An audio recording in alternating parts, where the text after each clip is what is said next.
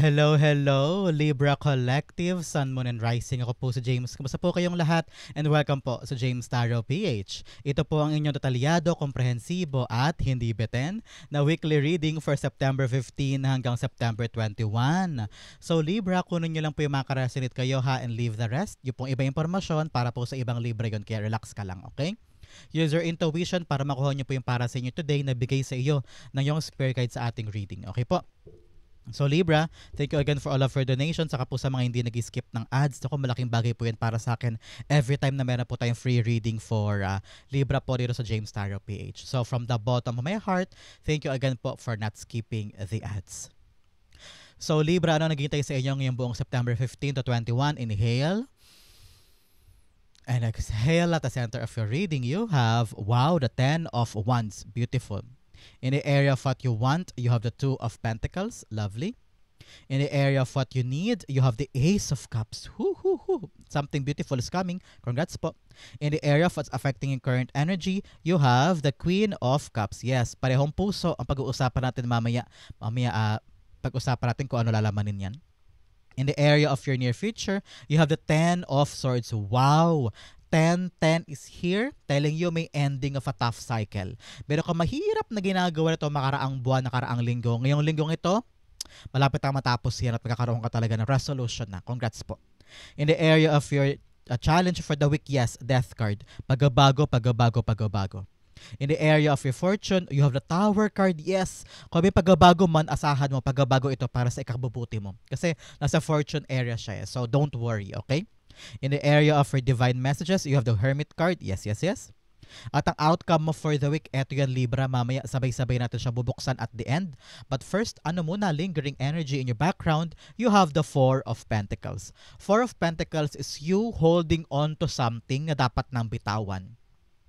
Marami sa atin, para bagang hirap na nga, madudurog ng puso mo, iniiyakan mo na, pero kumakapit ka pa din. Marami sa inyo siguro makaka-relate Libra. Whether trabaho man yan, karelasyon, pag-uusap, ugnayan, nilalaban, na pangarap, alam mong parang upos na upos ka na, alam mong hindi na para sa'yo, wala ka na magagawa, hindi mo na ma-fix, pero pinapanghawakan mo pa rin. Ang bala mo ngayon, linggong ito Libra, is to figure out kung ano yung mahalaga at ano yung valuable sa life mo moving forward. Hindi na kasama dito yung mga bagay sa past ha. Baka mamaya umaasa ka pa rin sa gantong tao, sa gantong pangako, sa gantong bagay na wala na lipas na eh. Ngayon ang kailangan mo isipin, ano ba yung valuable sa life ko ngayon na dapat kong ingatan? Na dapat kong i-make sure na naalagaan ko, napapansin ko, nabubusisi ko, pag may gantong aberya, ma-actionan ko agad-agad. No, those are things na kailangan mong i-value talaga. Pero ibang bagay na asungot lang, lumalamon lang sa oras mo, nagpapadistract lang sa'yo, naku, kailangan mong bitawan yan. Halimbawa, mga bisyo, mga kilig-kilig on the side na hindi naman importante, na di-distract ka lang sa iyong trabaho, o kaya mga gastusin. Pasok din yan dito Libra, mga gastusin na hindi naman ganun ka-importante, baka naman ngayon linggo ko ito, bawas-bawasan na. Halimbawa, everyday kayo bumibili ng milk tea, pero nung kinompute mo, 5K pala every week na nagagastos namin buong pamilya dahil sa milk tea lang. Pwede nang pambayad ng kuryente yun, makapansin mo, no?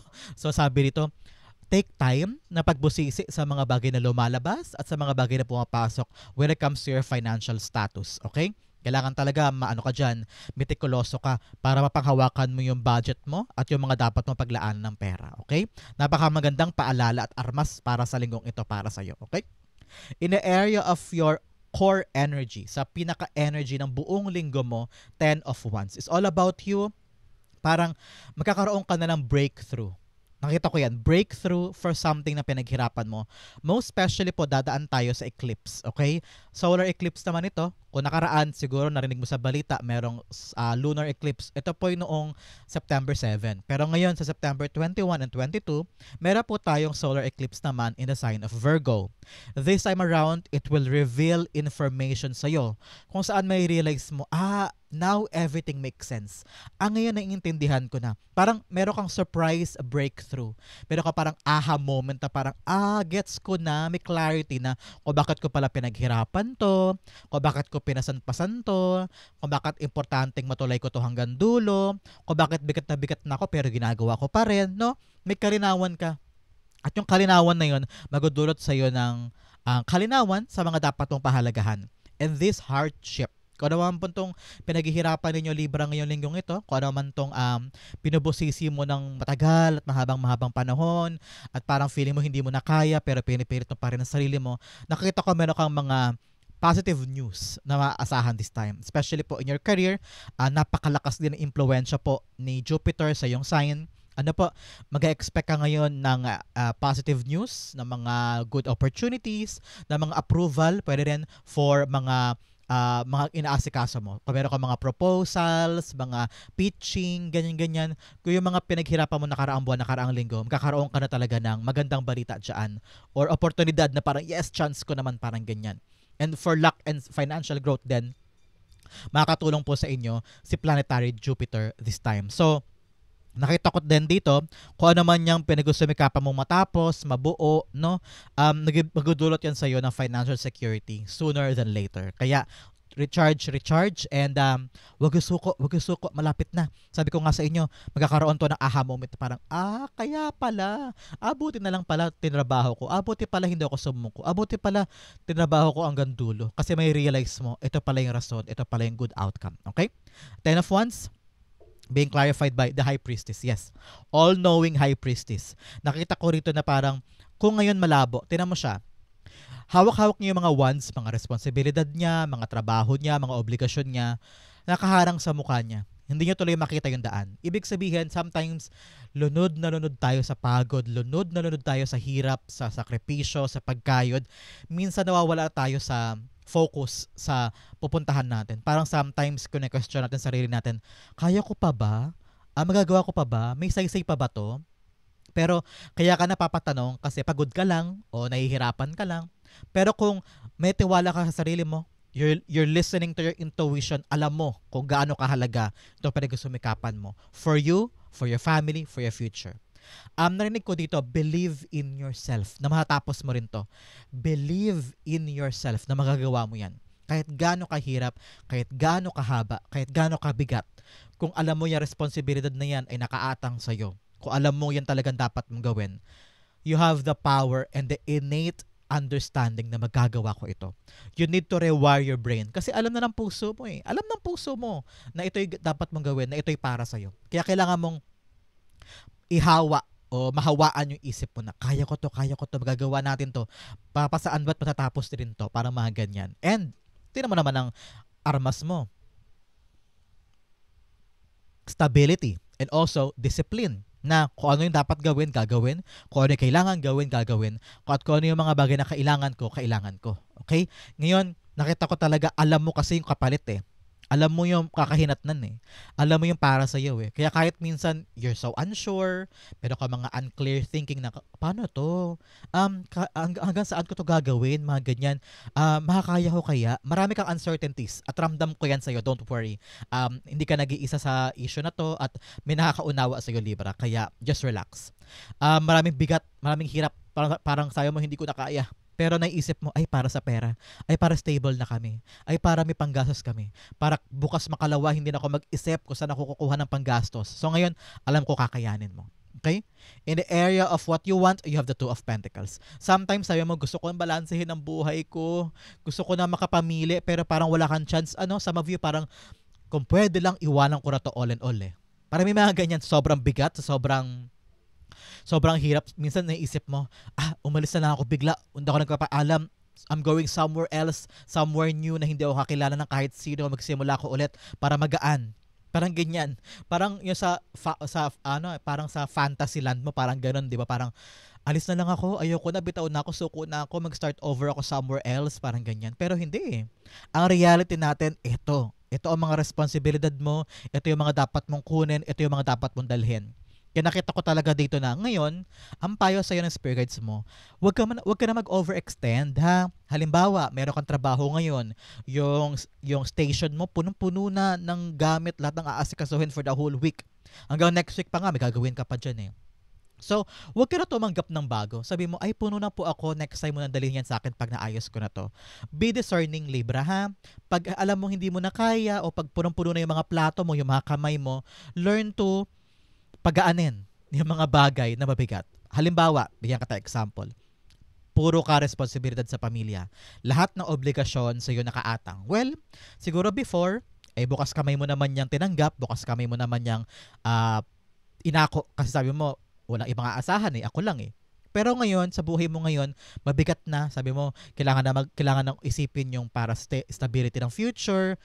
Paano ko makapag-focus doon kung marami akong dala-dala? Hindi mo kamo makita kung ano yung tamang landas kasi nga sobrang busy mo juggling a lot of things.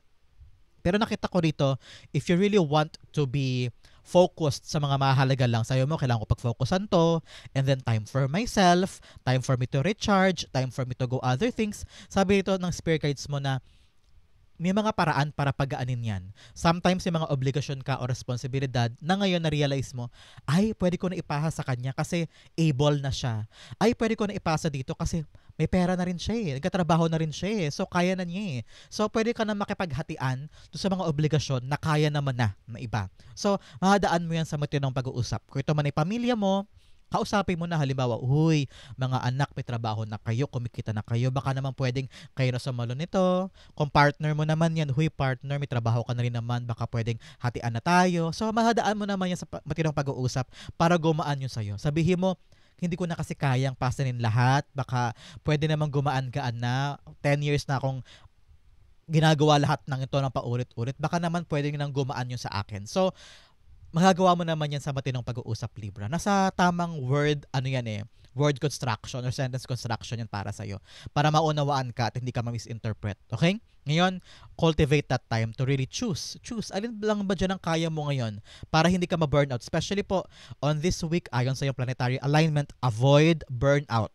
Especially po, dumadami ang iyong mga obligasyon. Dumadami ang mga kailangan mo ayusin. Especially pa pagdating sa mga eclipse natin o September 21, marami ka mga marirealize na parang, ay, okay pa pala to. Ay, hindi na pala to okay. Ay, kailangan ko itong bitawan. Ay, nabibigatan na ako. No? Marami kang clarity sa buhay mo na may realize mo pagpasok ng eclipse.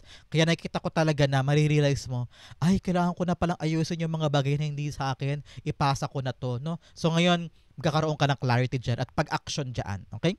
Two of Pentacles is being clarified by the Eight of Cups. Yes, gusto mo nang bitawan yung mga bagay na hindi mo na kayang balansehin pa o hindi mo na kayang panghawakan. Kasi sabi mo, pagod na ako, hirap na ako. Some of you, para naapektuhan na yung mental health. Especially po, ngayong September 22, kung kanina eclipse September 21, tandaan mo to mga dates, Libra. On September 22, yung planet Mars, papasok naman po sa sign mo, Libra. And it will give you an heightened energy, heightened courage and drive para maging decisive ka ngayon at maging palaban ka ngayon. Makapag-decide ka sa mga bagay na gusto mong iwan, sa mga bagay na gusto mong bitawan, especially here with the Four of Pentacles, sabi mo, hindi na mahalaga, hindi na importante, at talaga magkakaroon ka ng tapang ngayon na ilaban o sabihin o aksyonan yung mga bagay na alam mong dapat mo nang iwan, na hindi ka na masaya, hindi ka na fulfilled, hindi ka na kontento, kaya sabi mo sobra-sobra na, masakit na, pagod na ako, ang dami-dami ko nang kinakaya for a very long time, panahon na to para pag-usapan natin tong lahat, okay? Kasi nga, what you need is to follow your heart in the area of your need. No, kailangan mo to ngayon pakinggan ng puso mo. Alam kong alam mo yung mga bagay na kaya mo pang kayanin. Sa ma-view, talagang workaholic at saka responsable Hindi ko na mawawala sa iyo yan, Libra. Alam kong responsable ka Meron nga sa inyo lahat ng gastos, ikaw ko umaako Yung mga family members mo, wala nang ginagastos Ikaw lahat pumapasan. Lahat ng desisyon sa bahay, sa trabaho, minsan inaako mo din. Pero ngayon, in the process of this, parang masaya ka ba, Libra? Okay ka pa ba? Alam ko, oh my God, nagiging emotional ako for you. Kasi parang naramdaman ko bigla yung, teka, masaya ba ako? Pag malungkot ako, pagod ako, meron ba lang katanong sa'yo, uy, Libra, okay ka lang ba? Gusto mo, timplahan kitang kape? Parang wala man lang gumaganon sa akin. At in the process of working so hard for a lot of things, for family, for work, for the obligation, para sa kinabukasan, minsan ba nabibigay mo yung para sa'yo? Yung para sa sarili mo? Kasi minsan narinig ko parang nagigilty ka kapag halimbawa, ito yung sahod ko, bibili ako ng sapatos ko, parang ay wag na lang para sa anak ko to, ay wag na lang para sa kapatid ko to, ay wag na lang para sa kuryente, baka kulang. So, dina-deprive mo for a very long time yung sarili mo. Tapos lagi mo na-feel na guilty ka, pera mo naman yan, pinaghirapan mo naman yan, kinayod mo naman yan, hindi mo naman ninakaw yan. Parang at this point, oh my God, naluluha ako sa'yo. At this point, sabi, ikaw naman, kaligayahan mo naman. Kung may papasok sa'yo na magudulot sa'yo ng kaligayahan, mga opportunities, mga breakthrough, mga bagay na gusto mong kunin, gusto mong gawin, take this moment. Especially po, payo sa'yo ng yung planetary alignment. Seize the moment. Kunin mo yung pagkakataon. Don't waste the opportunity. Especially po kung ito yung magudulot sa'yo ng kaligayahan. Para narinig ko, ikaw naman, kahit ngayon lang ikaw naman, bigay mo naman yung chance mo, bumili ka ng damit mo, bumili ka ng makeup mo, sabi mo, maliit lang naman ang halaga to para sa akin naman to, nakaipon ka naman, di ba? Nakapag-provide ka naman. So parang, wag mo naman daw tipidin ang sarili mo at wag mo isacrifice lahat-lahat because baka ma-burnout ka. Darating din ang panahon, hindi man ngayon, darating din ang panahon kung hindi mo bibigyan ng chance sa sarili mo lumigaya. Darating yung time na, hala, napag-iwanan na ako. Hala, wala pala ako nabili, sobrang pagkayod ko. Hala, parang lahat sila nakapag-move on na may kanya-kanya ng buhay. Ako, wala pa rin, nandito pa rin ako. So, problema yan lagi ng mga breadwinner, ng mga solo parent, ng mga sole provider na parang lahat binigay mo pero sa huli, na-stuck ka pala doon sa moment na nagsimula ka magtrabaho. Na nag-decide ka noon na ibigay sa lahat. Nandun ka pa rin pala sa moment na yun. Kaya ngayon, cultivate the time for your heart ha. Listen to your heart. Tanungin mo ang sarili mo. Especially nasa payong area mo, si Hermit card. Hanapin mo daw talaga yung magbibigay sa'yo ng saysay. It's all about your soul searching. Soul searching on what makes your heart happy. No, ako, pabor ako sa'yo. Kung ngayon, balak mo umalis para magbakasyon, para magsaya naman, para mag-relax naman, gawin mo yan kasi talaga napaka-workaholic mo. Naku, deserve mo ang pahinga. Deserve mo ang kaligayahan. Deserve mo na ikaw naman this time. Ace of Cups, Temperance card. Yes, divine timing. Nakita ko rito na you've been working so hard. You've been giving your all for so much more sa mga mahal mo sa buhay. Panahon na para ikaw naman, nakita ko dito. Work for yourself and work for something that makes you happy. Parang ito naman daw yung next project mo. I don't know why. Parang yan naman daw yung next project mo sa buhay mo this time is to give what makes you complete, what makes you contented. No? Siguro ngayon, tatanong ka na, teka nga, oo nga, no? Para lahat binibigay ko, ano naman yung para sa akin? Halimbawa, devoted mother ka, sample lang to ha. Tapos pag dumarating asawa mo, inaasikaso mo siya. Pag dumating yung mga anak, inaasikaso mo. Pag na-realize mo, meron ba ako sariling pera? Nabibili ko ba yung gusto ko? Meron ba akong hobbies? Paano kung yung asawa ko lagi na magkatrabaho na lang? Yung mga anak ko may sarili ng buhay. Ano yung may iwan sa akin? So, ngayon cultivate mo yung mga time mo na pupuno sa'yo. Sa ka ba masaya? Ano yung passion mo? Ano yung mga gusto mong pagkaabalahan? Baka ngayon gusto mo na din kumita ng pansariling pera para meron kang nagagawa, meron kang parang pakiramdam mo buhay na buhay ka, parang ganyan. So ngayon, sabi dito, huwag ka magmamadali ha kung ano yung mga changes na gusto mong i-apply sa sarili mo. It takes time. Be patient ka lang sa sarili mo. Alamin mo pa, mag-soul search ka pa muna kung ano yung mga bagay na gusto mo at ano yung mga bagay na ayaw mo. Para clear mo makita kung ano yung moving forward for the next 10 years, for the next 20 years, alam mo na yung gagawin mo. At kayang-kaya mo siya pagtrabahuhan at pagsumikapan. Okay? In the area of what's affecting your current energy, you have the Queen of Cups. Kasi Queen of Cups, sinasabi rito, it's all about your heart. What makes you happy, ano yung gusto mong sundin, ano yung gusto mong bagay na noon hindi mo makuha kasi nagsakripisyo ka, pero ngayon handa ka nang harapin. Especially po, ito mga nakaraang linggo, dumaan tayo sa lunar eclipse ng September 7. Nung period na yun, marami kang kalituhan, marami kang ano gagawin ko, hindi ko na alam, saan ako pupunta. Pero wag po kayo mag-alala pagdating po ng September 21 or 22 after the eclipse, unti-unti nang lilinaw sa iyo yung mga bagay na ayaw mo, yung mga bagay na gusto mo, yung mga bagay na malapit sa puso mo, yung mga bagay na passionate ka. Kaya ngayon relax ka lang ha, huwag ka magmamadali. Sabi ko nga sa inyo with the Temperance card, take time. Take your time. Parang papasok din to sa utak mo at marirealize mo bigla-bigla rin ito na parang, okay now, alam ko na gagawin ko. Okay now, alam ko na yung passion ko. Alam ko na yung sisimulan ko. Kaya kung ano man to mga bigat-bigat na pinapasad mo, nakita ko talaga na marirealize mo na din yung next big step mo towards the completion of this. At kung ano talaga yung magpapaligaya sa'yo at magiging decision mo moving forward. Because sabi mo, ayaw mo na maging alipin for something na hindi na mahalaga sa'yo o wala nang saysay. Parang gusto mo na i-cultivate yung puso mo at ibigay yung mga bagay na dati pangarap lang, dati iniisip ko lang sana magkaroon ako nun, no? Sana mabili ko yun pero sobrang busy ka sa trabaho.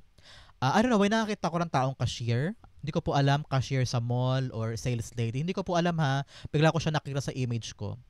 Na parang kayod siya ng kayod everyday, nauwi siya ng gabi, mahabang oras siya nakatayo as a sales lady, pero masaya ba ang puso niya, na-achieve ba niya yung para sa kanya? Alam ko masaya ka kapag nabibigay mo yung para sa mahal mo sa buhay, pero in the long run, kailangan yun sa'yo din. Okay? Queen of Cups, being clarified by the King of Pentacles. Yes, it's all about you nurturing for the future or building something long term. Nakita ko yan, medyo balak mo bang negosyo o balak mo bang magtayo ng sarili mong pagkakakitaan kasi sabi mo nandun yung passion mo.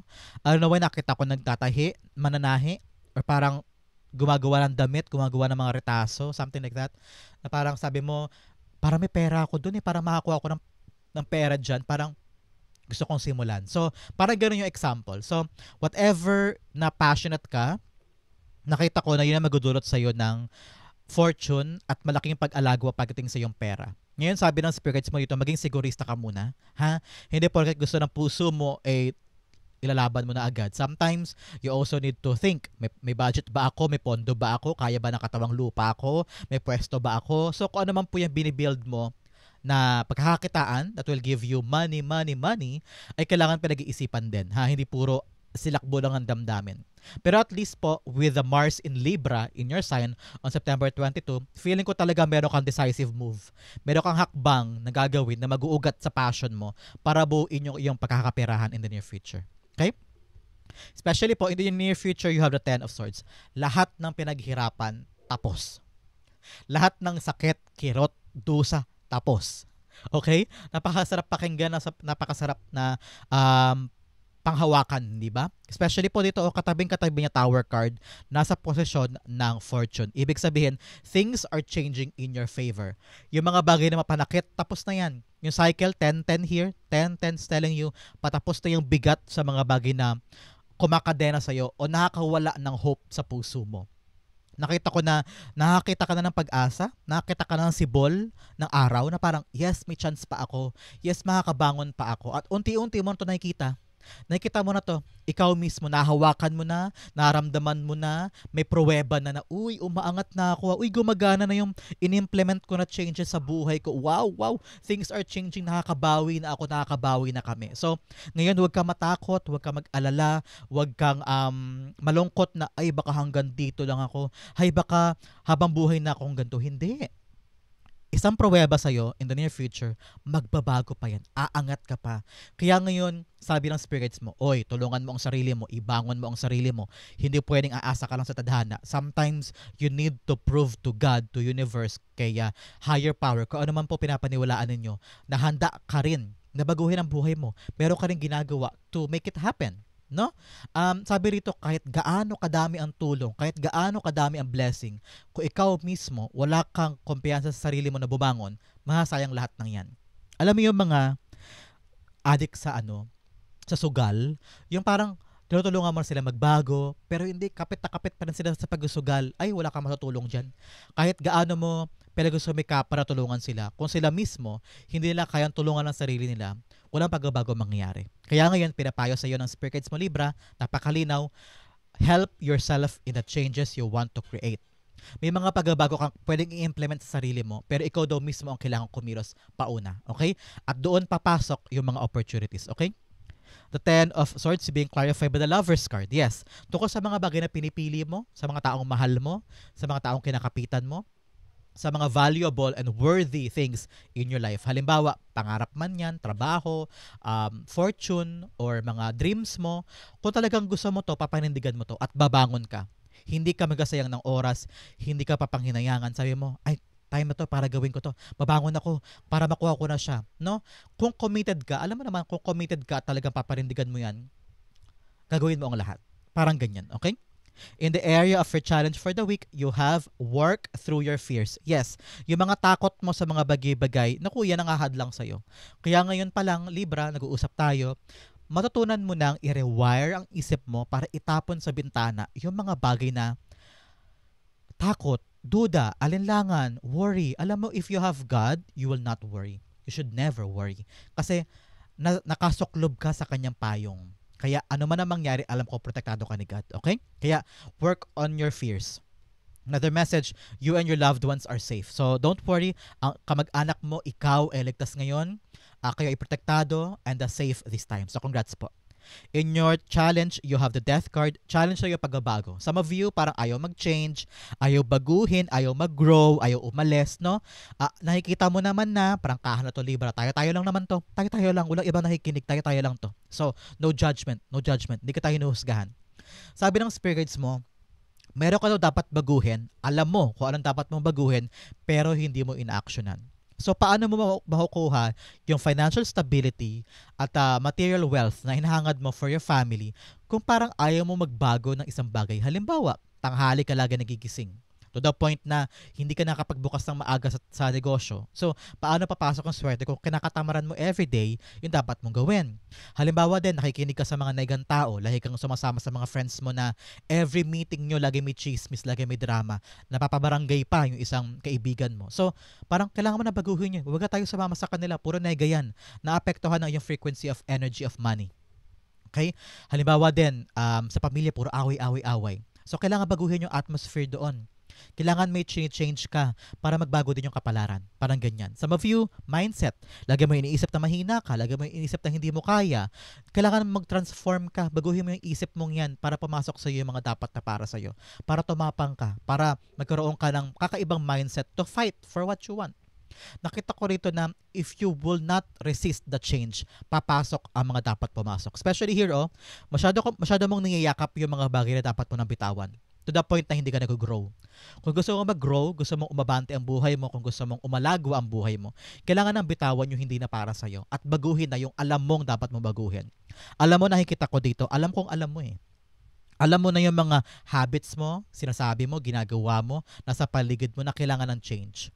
And implementation lang ang kailangan mo. Parang batas yan sa Pilipinas. Marami tayong batas na napapasa, pero unti lang dyan ang ini-implement ng ating lawmakers. So parang ganun ka din. Ano yung mga alam mong dapat nang baguhin na dapat mong i-implement sa buhay mo? Death card is being clarified by the strength card. Yes. Kailangan daw to ng katapangan mo at katatagan. Because it's all about you,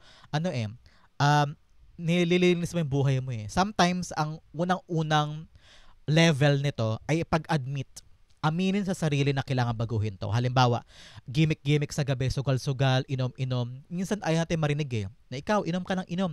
Masakit sa tayo ngayon eh, kasi pinipinpoint sa atin yung mga bagay na ginagawa nating mali. At ang hirap-hirap baguhin yan, most especially kung mataas ang ego, mataas ang pride. Halimbawa, ikaw kasi, sumasagot ka kaagad eh. Nagko-conclude ka kaagad, hindi mo muna iniisip. Alam mong mali yun, alam mo mali, oo nga, tama nga siya, sinabi niya sa akin na pumapatol ako basta-basta, nagagalit ako basta-basta. Dapat kong baguhin yun. Pero dahil sa pride, ayaw mo baguhin kasi feeling mo, walang dapat baguhin sa akin. Kasi okay naman ako. Parang ganyan. So, let your guard down. Let your guard down and accept criticism, accept your mistakes, accept yung mga bagay na dapat mong baguhin. Ay kapag na-accept mo na yon at tatanggap mo sa sarili mo, oo nga no, dapat ko nang baguhin yan, dapat ko na itigil to, nagising na ako sa katotohanan, ito ang mga dapat kong bitawan, doon papasok yung totoong pagbabago at totoong growth sa buhay mo. Okay? In the area of your fortune, unang-una, you have fogged in, go slow, take time. Yes, sabi ko nga sa inyo, believe in divine power, divine timing. Huwag mong madali, lalo na kung ito'y tungkol sa puso, tungkol sa mga bagay na gusto mong pagbabagong simulan. Ikaw ay mag-take your time para maisip mo talaga totally. Kasi pag minadali mo yan, sinasabi ko sa'yo, bibitaw ka rin dyan balang araw. Kasi nga, hindi talaga siya fully nabuo sa puso mo eh. Kaya kailangan talaga, it takes time eh. Soul searching ka muna para maging handa ang isip, puso, damdamin para aligned lahat at maging konkreto yung hakbang mo. Another message, you have impasse, reflect, and redirect your energy. Yes, may mga bagay kang parang ula na eh, dulo na eh. Parang rurok na eh, katapusan na yan eh. Huwag mo nang pilitin pa. Learn to move on and balance ulit ang buhay mo. You need to make a decision, concrete decision, na kailangan na mag-transform. Kasi meron ka daw ginagawa na ula ng hatid na maganda para sa'yo. You need to make a stop. Lagyan mo na ng cork, lagyan mo na ng panghinto. Kasi parang wala nang patutunguhan. So parang ganyan. So i-redirect mo daw yung energy mo at saka yung oras mo sa mga bagay na kapakipakinabang. Especially here, payo ko nga sa iyo kanina, meron kang mga hinahawakan na bitaw na. Para yung energy mo, mabigay mo sa mga bagong bagay na karapat-dapat pumasok para sa iyo. Especially here, in the area of fortune, change. Change ang dulot po ni Tower card. Dadaan po tayo sa eclipse, kaya normal lamang na magkaroon ng change. Hindi mo to may iwasan. This is something na hindi mo kayang i-resist, hindi mo kayang i-force, hindi mo kayang i-reinforce, hindi mo kayang kontrolin. Because this is divinely orchestrated. Nakita mo yung kidlat na yan, si God ang nagbigay niyan. Talagang sinunog niya yung tower para masira, para ikaw ay lumabas. At magkaroon ka ng kalinawan na, huy, mali na yung pinapanghawakan mo. Kailangan mo i-rebuild yung bagong tower na matatag, maganda, maayos. Kumbaga parang nililinis ni God yung buhay mo kasi ikaw mismo ayaw mo, hindi mo kaya o ayaw mo aksyonan. Kaya parang siya na yung gumagawa. Kaya ngayon, kung ano man yung mga nagbabago sa buhay mo, o maalis si ganto, o maalis si ganyan, bumibitaw si ganito, nawala si ganito, okay lang yan. Lagi mong isipin, yung mga nawawala, ang kapalit niyan mas maganda, mas malaki. Kaya kung ikaw ngayon nag-iisip ka, kailan ba magbabago ang buhay ko? Ito na yun, konfirmasyon.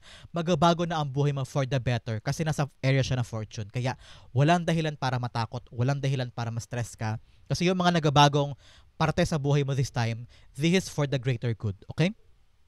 The Tower cards being clarified by the Three of Swords. Yes. Noona siguro naisip mo nakakatakot, parang feeling mo kaya ko ba? Yes, kaya mo.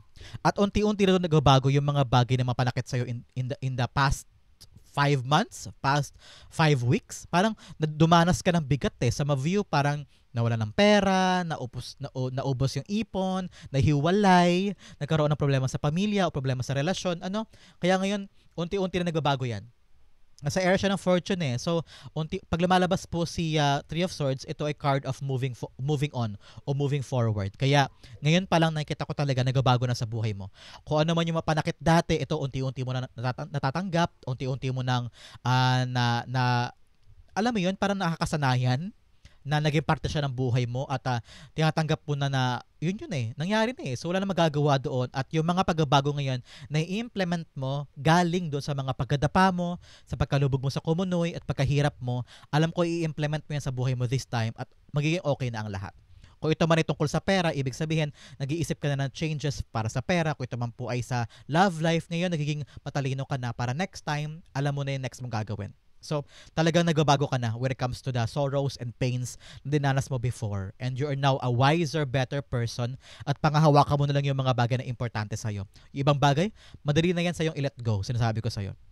In your divine messages, you have release. Yes, release, pakawalan. Release past burdens and embrace new beginnings. Yes, wag mo nang panghawakan pa yung mga trauma, mga pinangako sa'yo, mga taong binitawan mo na before pero pabalik-balik. Learn to move on. Learn to leave them in the past. Another message, you have discovery. Discover the treasures within. Follow your passion. Yes, your heart, dalawang beses lumabas yung heart, follow your passion. Kung saan ka talaga nasa puso mo, yun ang magdudulot sa'yo ng hindi lang kaligayahan, kundi pera din. At kaparatagan. At kapayapaan. Another message, you have connection. Stay connected with others, nature, and the universe. Yes, ito yung panahon para ibangon ang sarili mo at kumonekta ka sa mga taong mahalaga sa'yo. Sila ang tutulong sa'yo at magbibigay sa'yo ng lakas sa loob na lumaban pa. Okay? In your divine messages, you have the Hermit card. Hermit card, soul searching. Ito yung panahon na hanapin mo talaga yung para sa'yo at huwag ka mapirmi lang o makontento lang sa mga bagay na nandyan. Parang, yan na yun, okay na yan. Parang, hanapin mo yung saysay mo kung bakit ka nabubuhay, your energy, kung bakit, parang kada araw, excited ka to do, no? Ngayon, alam ko, parang sa ma-view, parang naisip mo, naliligaw ka, parang saan ba ako pupunta, anong gagawin ko, tama pa ba itong ginagawa ko, am I doing this for others or for myself? Kasi nga overworked ka feeling ko talaga pagod na pagod ka you're burnt out, nababurnt out ka na dahil sa mga sobrang kayod mo. Kaya ngayon parang naliligaw ka, iniisip mo saan ako pupunta, anong gagawin ko. Ngayon kailangan talaga cultivate the time alone. Alone ka muna, on the beach, sa bahay, sa kwarto, kung ayaw mo gumastos, okay lang yan. Kasi pag mag-isa ka, doon mo naiisip yung mga bagay na maganda at yung mga bagay na pwede mo pang gawin. Diyan ka mas malapit sa yung spirit guides, sa yung angel guides. Mararamdaman mo at makikita mo at maiisip mo yung mga tamang action moving forward. The intuitive download will be available. Kaya kung kailangan mo mag-meditate, mag-yoga, go for a long walk, go for a run, o kaya magbakasyon, talagang solo ka lang, doon papasok sa iyo mga kalinawan. Okay? The Hermit cards being clarified by The Six of Swords, yes. Makakapag-move on ka once na talagang maisip mo na yung mga bagay after this isolation. Kaya kung marami kang time to be yourself, go with it. Pag-practicean mo yan everyday para luminaw at maging payapa ang isip mo para makapag-move forward ka with the new things. Okay? Promise ko sa'yo lilinaw ang isip mo kapag may mga times ka ng solo ka, umaalis, bumabiyahe, kumakain sa labas, nagbabakasyon, magiging clear ang mind mo. Outcome mo ito, bigyan mo muna kita ng fortune cards, unang-una, gavel, involvement with the law, baka daw may batas na matapos na, may mga usapin ka with legalities or legal documents, patapos na daw ang hirap dyan.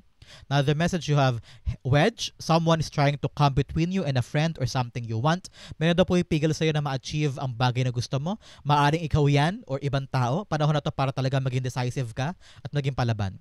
Another message, you have spear, heartache over what you no longer have. Yes, talaga malungkot ka sa mga bagay na iiwanan mo, bibitawan mo, pero parte yan for a greater good, okay? Another message you have, bull, do not back down. From opposition, show strength and fortitude. Yes, sa mga bagay na kailangan mo labanan, sa mga bagay na kailangan mo baguhin, aksyonan, harapin, pagpakita ka ng lakas ng loob mo at tibay mo, okay? Another message you have, bouquet, compliments from an admirer. Yes, usaping puso talaga. Some of you may papasok na bagong pag-ibig daw. So congratulations. Another message, you have cat, a two-faced friend. Iwasan mo yan. Meron ka daw kaibigan na hindi mo pagkakatiwalaan at pag nakatalikod ka, iba ang sinasabi tungkol sa'yo. Kaya yung mga sekreto mo, alagaan mo. Make sure na hindi ka agad nagbibigay ng information to other people. Guard your true information, bangko mo, pera mo, bahay mo, impormasyon tungkol sa'yo. Hindi dapat lahat ng tao nakakaalam yan. Okay? Ang outcome mo for September 15 to 21, ito yon, you have, wow, the Hierophant. Higher knowing. Higher knowing. Umaakit na yung kaalaman mo. Nai-realize mo na, ay, for leveling up pala ito. So, lahat ng pagbabago, lahat ng i-implement mo na changes in your life, it will lead you to your higher calling. It will lead you to a higher level of your life. Nagiging wais ka na, nagiging matalino ka na, binibitawan mo na yung mga bagay na nagpapabigat sa'yo. Kaya pag inalis mo na yan at hinayaan mo mawala sa buhay mo at pumasok yung mga bagong bagay, yan, umaangat ka na. Nag-level up ka na. Nakita ko rin dito na the right people will help you, kaya huwag ka mag-alala. May tutulong sa'yo sa lahat ng pagkagulong na ito, sa lahat ng mga pagbabagong i-implement mo. Meron taong darating para alalayan ka, to assist you, pwedeng magulang, kapatid, pinsan, teacher, mentor, o supervisor or boss na talagang magiging helping hand mo, kaya hindi ka solo sa laban na ito. Meron tutulong at tutulong sa'yo. Nakita ko rin dito na parang happy life, happy home, something like that with a home setting. Magkaroon ka doon ng maraming time para sa pamilya mo.